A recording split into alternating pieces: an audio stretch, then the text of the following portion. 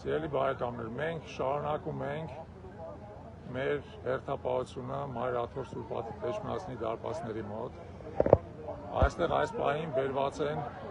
ոստիկանության և ԱԱԾ-ի հսկայական ուժեր, որոնք պետք է փորձ անեն գրավել Մայր Աթոռը և ձերբակալել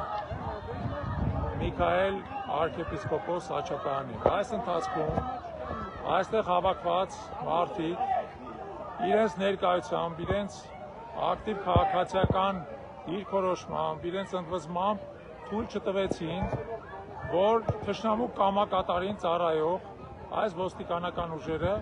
կարողանան այդ գործողությունը իրականացնել։ Սակայն թշնամու կամակատարը շարունակում էր նոր ոստիկանական ուժեր այստեղ ուղարկել,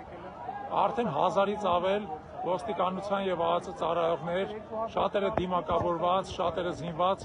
հավաքված են այստեղ, փորձելու ձերբակալել ընդամենը մեկ տարեց 70 տարեկան arczepiskopos-ի,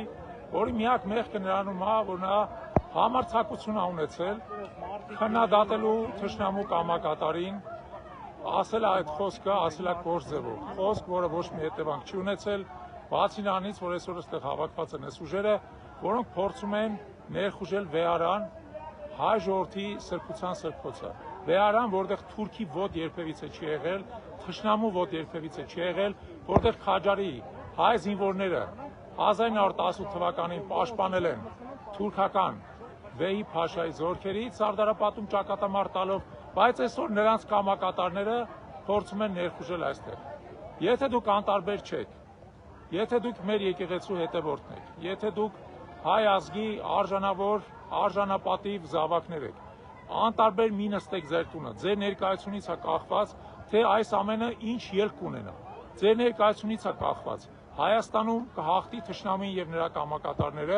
թե մենք կկարողանանք պաշտպանել մեր սրբությունները, տեր կանգնել մեր սրբություններին, մեր հոգևոր հայրերին, մեր արժեքներին և մեր ինքնությանը։ Այսօր մեր ազգի ապագայի ճակատագիրը որոշվում է այստեղ, Էջմիածնի Մայր Աթոռի դարպասների մոտ։ Մի հապաղեք, միացեք մեզ, մենք ձեր կարիք ունենք։ Շնորհակալություն, մնում ենք կապի մեջ։